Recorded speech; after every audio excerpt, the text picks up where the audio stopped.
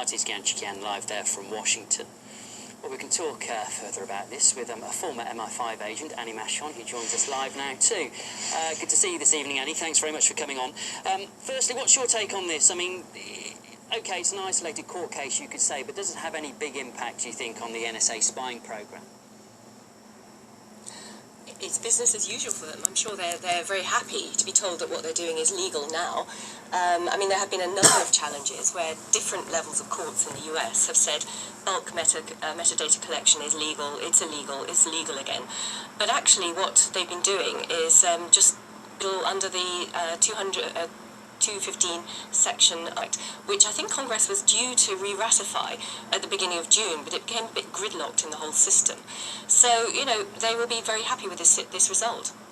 Certainly, President Obama seems very happy. You know, the White House has hailed the ruling. But earlier in the year, we did hear Obama saying we're promising to reform things too. Do you think there's been a significant change in attitude in the White House? I think they've passed the buck, basically, to the judiciary to take the hard decisions. So now they've got this ruling, they don't need to make the hard political decisions. They'll just say, well, the judges said it's constitutional, that's fine.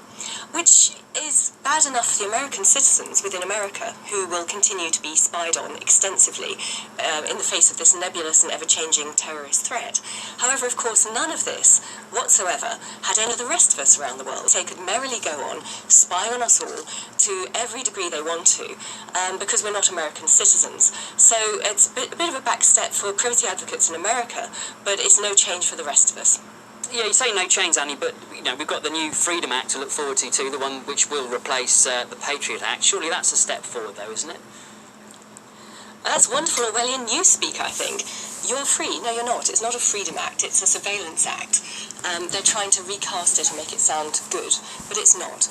And even if that's the case in America, even if the NSA were reined in and they were not allowed to spy on American citizens, all they have to do is ask their buddies in the Five Eyes group, which would be Canada, New Zealand, Australia or the UK, to do the spying for them, which would be perfectly legal under any of those countries' oversight systems, and then just pass the information to the Americans.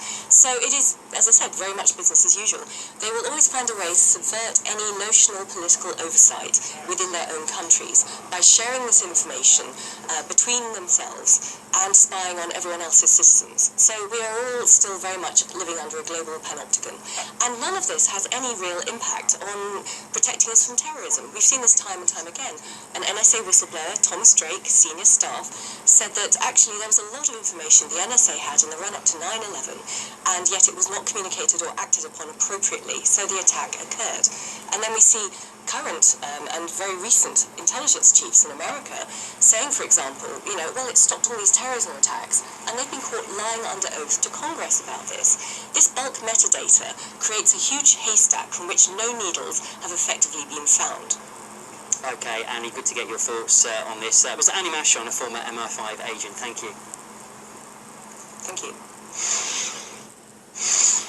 Now, on a lighter note, Russia's foreign minister has swapped the twists and turns of diplomacy for those of river pits.